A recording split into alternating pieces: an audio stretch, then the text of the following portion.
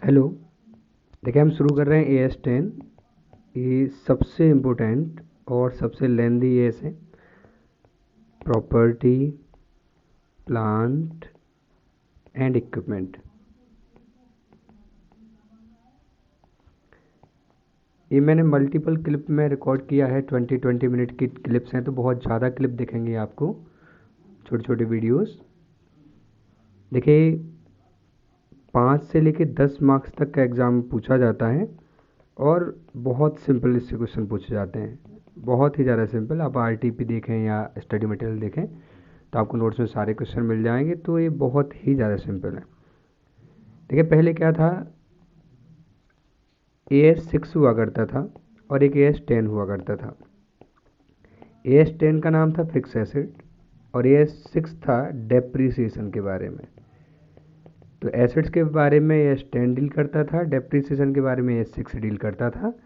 फिर इसको मर्ज कर दिया गया और एक ही AS बन गया AS10, और इसका नाम भी चेंज करके, पहले फिक्स एसेट था लेकिन अब आ गया PPE। यानी कि अब जो AS10 है, जो रिवाइज्ड AS10 है, वो फिक्स एसेट के बारे में भी बताता है और वो उस पर डेप्रीसिएशन कैसे लगना है उसके बारे में बताता है।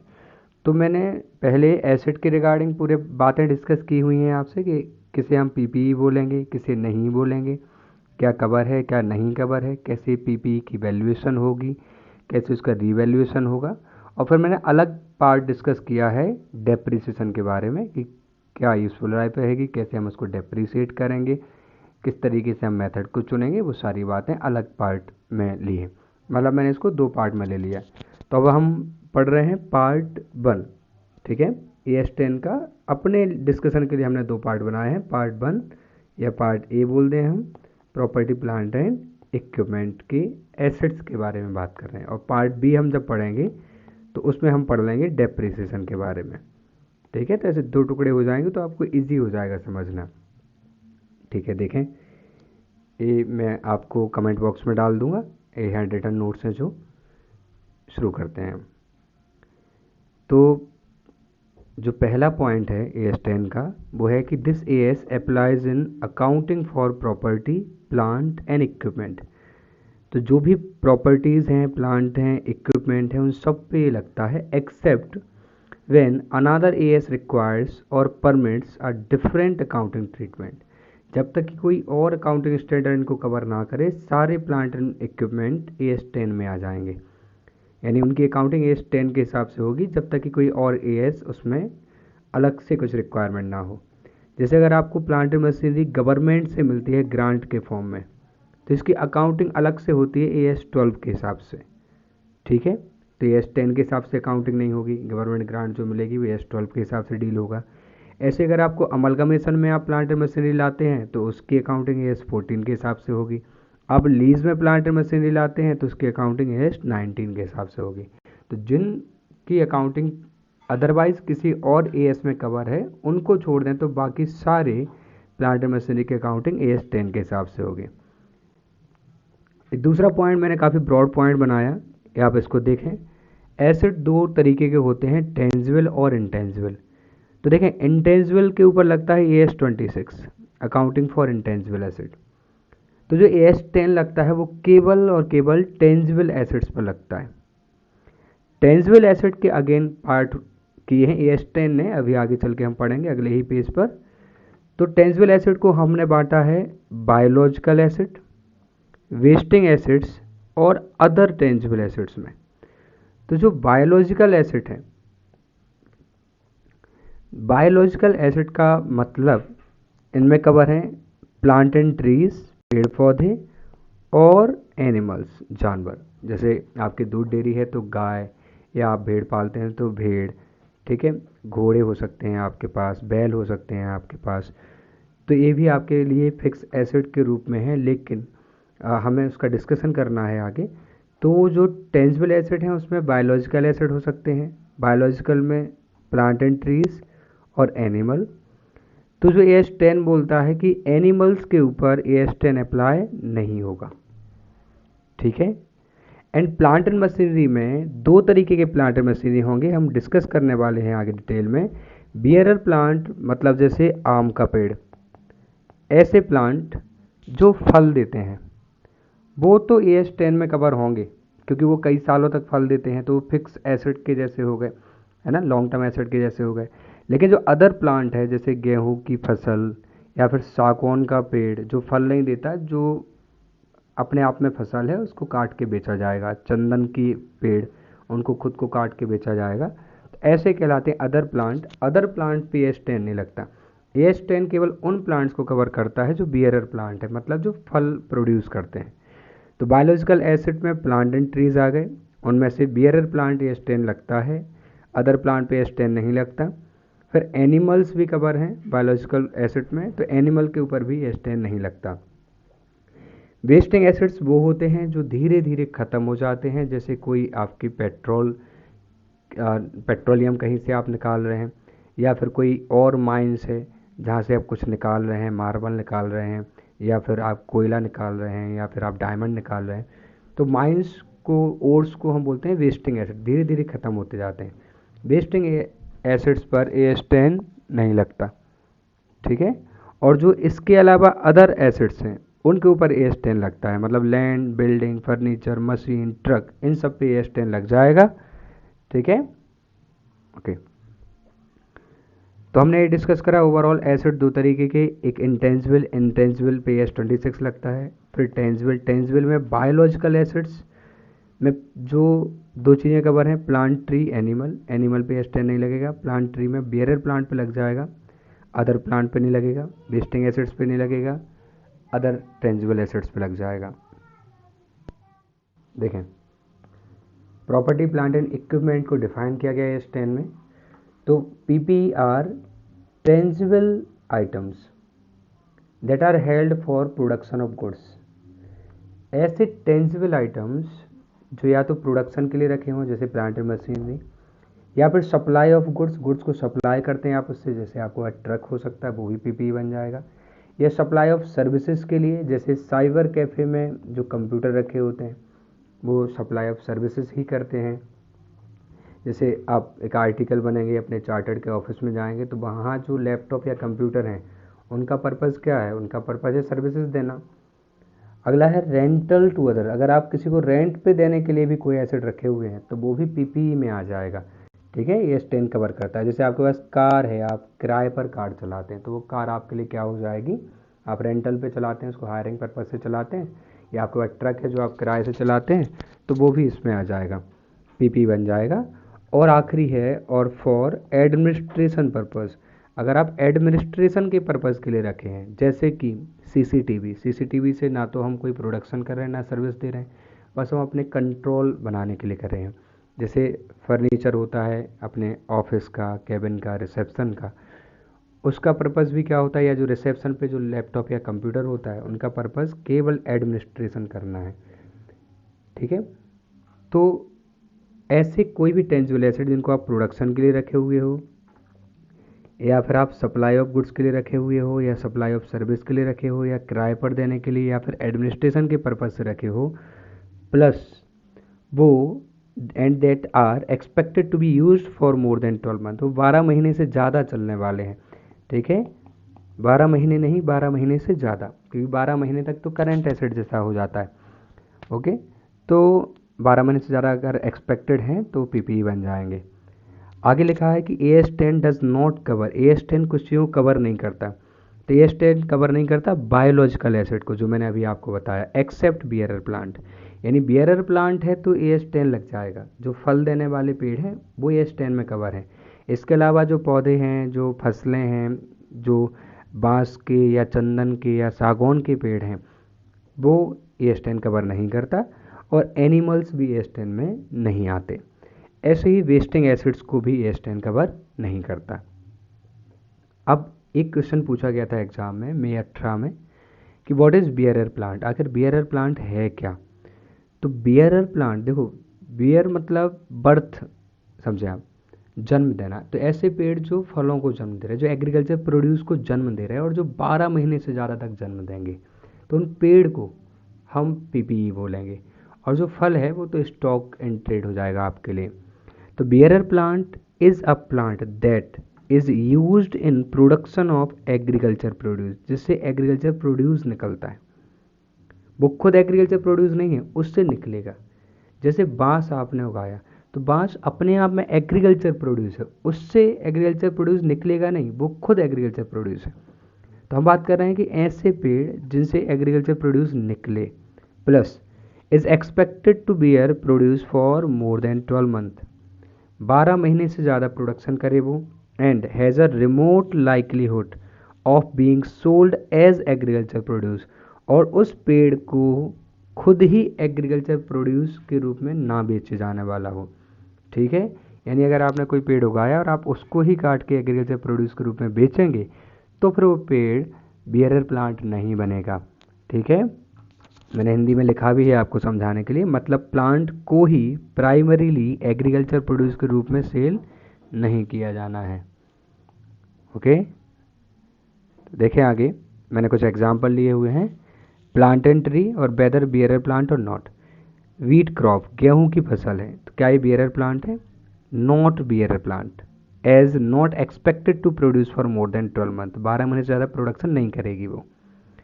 आम का पेड़, mango tree, yes it is bearer plant. 3 शर्तें होनी चाहिए। पहला, ये एग्रीकल्चर प्रोड्यूस देता है। दूसरा, 12 महीने से ज़्यादा फसल देता है। तीसरा, tree itself is not held for sale as agriculture produce, पेड़ को ही काट के बेचने के लिए नहीं उगाया गया है। देखो एंड में तो बेचा ही जाता है। आम का पेड़ जब सूखेगा, गिरेगा, फसल नहीं देगा, तो आप उसको काट के लकड़ी के फॉर्म में बेच सकते हैं, तो वो उसकी स्क्रैप सेल हो गई। ऐसे तो आप मशीन खरीदते हैं और प्रोडक्शन होने के बाद जब उसकी यूज़फुल लाइफ ख़त्म हो जाती है आप उसको भी बेच देते हैं स्क्रैप में। तो स्क्रैप में बेचना अलग बात है पेड़ को, क्या प्राइमरीली उसको बेचने के लिए ही तो नहीं उगाया है, ये बात आपको ध्यान रखनी है। तीसरा एग्जाम्पल लिया कि चंदन वुड या सागौन की लकड़ी, क्या ये एग्रीकल्चर प्रोड्यूस हैं? सॉरी, ये बियरर प्लांट है।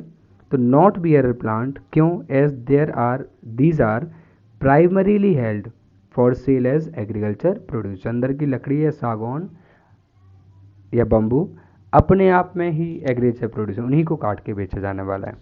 ओके, अगला पॉइंट है कि PPE is recognise an an asset. किसी भी पीपीई को हम एसेट के फॉर्म में कब रिकॉग्नाइज करेंगे? जब ये 2 कंडीशन पूरी हो जाए। पहला, उससे हमें फ्यूचर इकोनॉमिक बेनिफिट हो। किसी भी एसेट को एसेट ही तब माना जाता है जब उससे फ्यूचर में फ़ायदा होने वाला हो।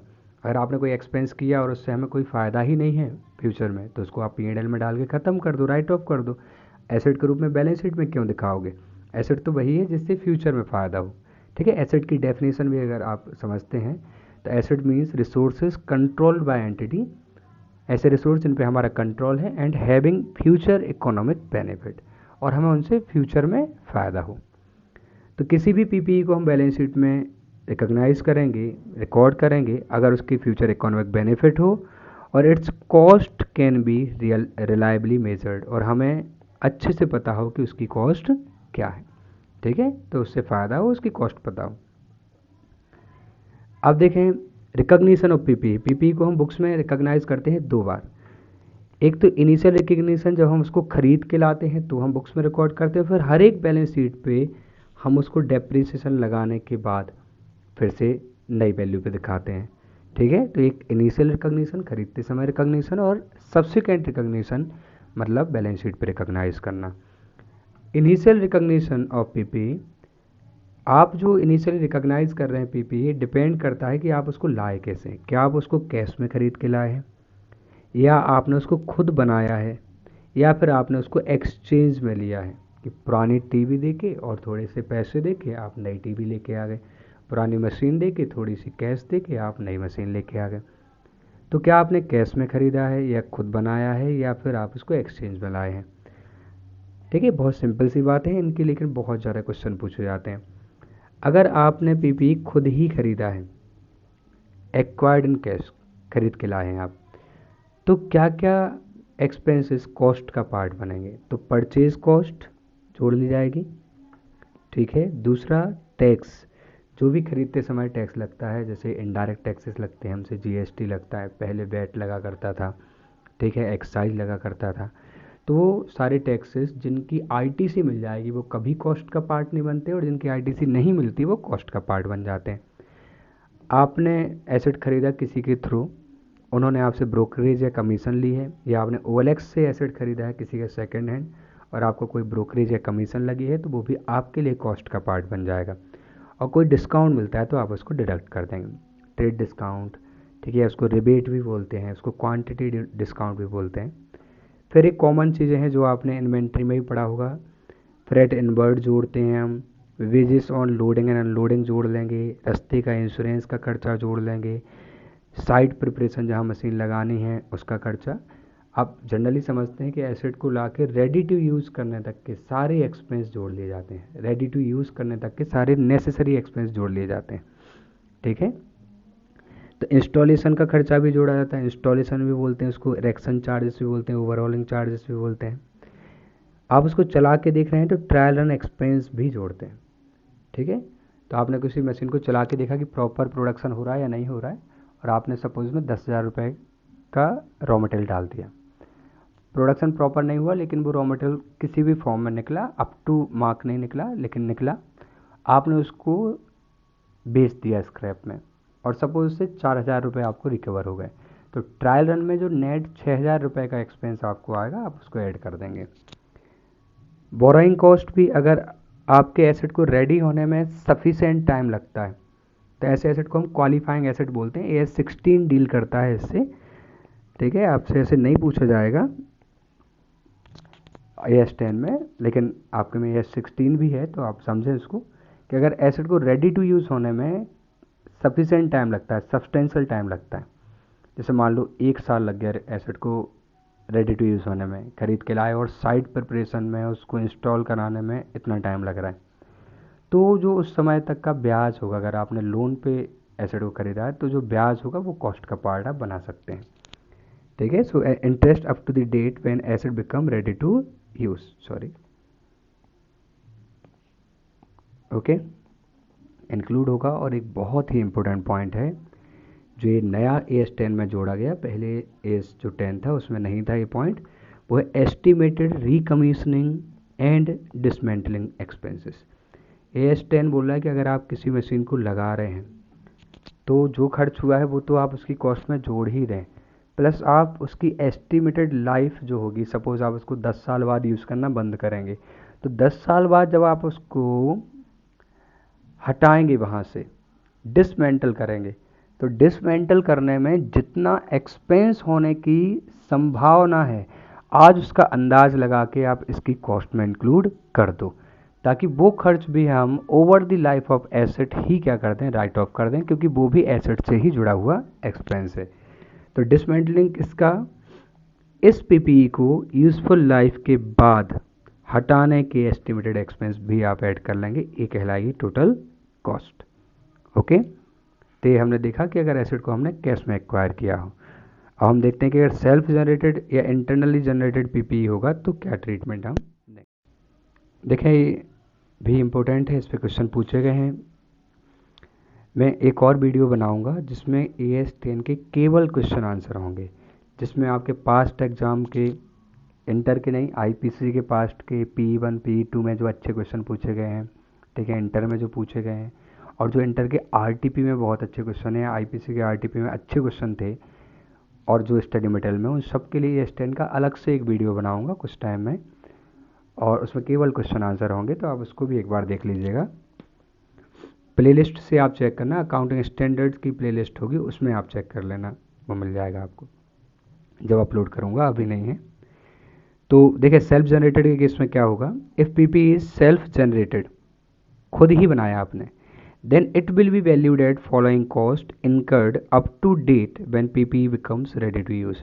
आपने जो ये खर्च किया है इस सब आप उसको जोड़ दें, जैसे आपने बनाने में मटेरियल लगाया होगा, आपने वेजेस लगाए होंगे, आपने ओवरहेड लगाए होंगे, वेरिएबल फिक्स ओवरहेड भी आप जोड़ेंगे, लेकिन नॉर्मल कैपेसिटी के बेसिस पर आप जोड़ेंगे, ठीक है, जैसे मैंने AS2 में भी आपको एक्सप्लेन करा था, फिक्स ओवरहेड नॉर्मल कैपेसिटी के बेसिस पर आप जोड़ते हैं।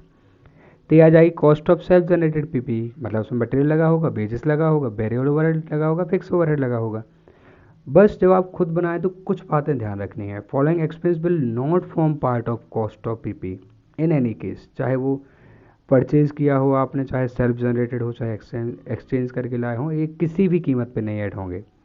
कौन सा? Internally generated profit. ये सबसे इंपॉर्टेंट पॉइंट है। Profit booked by one department suppose a while supplying material और लेबर टू अदर डिपार्टमेंट। इसका मैंने एग्जांपल लिया हुआ है अगले पेज पे, पहले आपको बता दूं। एक कंपनी है, उसका डिपार्टमेंट ए है और बी है। बी डिपार्टमेंट कंस्ट्रक्ट कर रहा है प्लांटर मशीनरी को, तब उसकी कॉस्ट क्या पड़ेगी? तो डिपार्टमेंट बी ने अपनी प्लांट मशीनरी कंस्ट्रक्ट करने में डिपार्टमेंट ए से कुछ मटेरियल लिया हुआ है। वो मटेरियल जिसकी कॉस्ट डिपार्टमेंट ए को 10 लाख पड़ी, लेकिन उसने दूसरे डिपार्टमेंट को ट्रांसफ़र करते समय 12 लाख रुपए पे ट्रांसफ़र किया। तो क्या डिपार्टमेंट बी के लिए प्लांटर मशीनरी की कॉस्ट 12 लाख मानी जाएगी? नहीं। कितनी मानी जाएगी? 10 लाख ही मानी जाएगी। यानी कि इंटरनली जनरेटेड प्रॉफिट को आप कॉस्ट का पार्ट नहीं मानेंगे, क्योंकि जो आप मशीन दिखा रहे हैं वो डिपार्टमेंट बी की बैलेंस शीट में नहीं आने वाली, वो कंपनी की बैलेंस शीट में आने वाली। अगर हम 10 लाख की कॉस्ट को 12 लाख पे दिखा देंगे तो मशीन ओवर वैल्यू हो जाएगी कंपनी के एंगल से, ठीक है। तो आप इंटरनली जनरेटेड प्रॉफिट कभी इंक्लूड नहीं करेंगे, ये एक इंपॉर्टेंट पॉइंट है। बाकी बस थ्योरेटिकल पॉइंट है।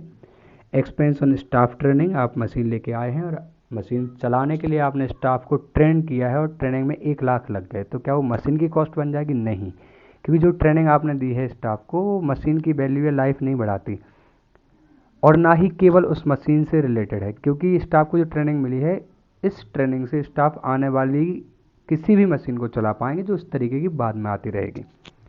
कोई भी एबनॉर्मल लॉस कभी भी कॉस्ट का पार्ट नहीं बनता। Expense on relocating of PP, आप पीपी को, आप मशीन को एक जगह से दूसरी जगह रीलोकेट करते हो, आपकी फैक्ट्री चेंज हो जाती है, आपने इंदौर में मशीन लगाई थी, अब आप जाके लखनऊ उसको ले जाते हो, तो जो ट्रांसपोर्ट का खर्चा होगा ये कॉस्ट का पार्ट नहीं बनेगा, क्योंकि ये नेसेसरी एक्सपेंस नहीं होते।